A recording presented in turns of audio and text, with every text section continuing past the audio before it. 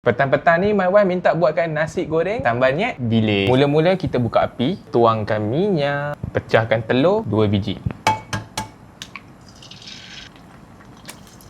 Kita kacau sampai dia hancur. Masukkan bawang merah, cili padi. Bagi dia masak.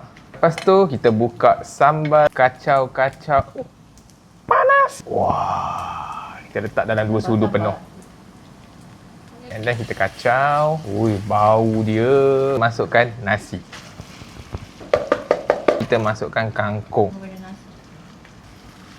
Wow. Masukkan kangkung. Korang boleh dah tambah garam sikit. Kita letak dekat dalam pinggan.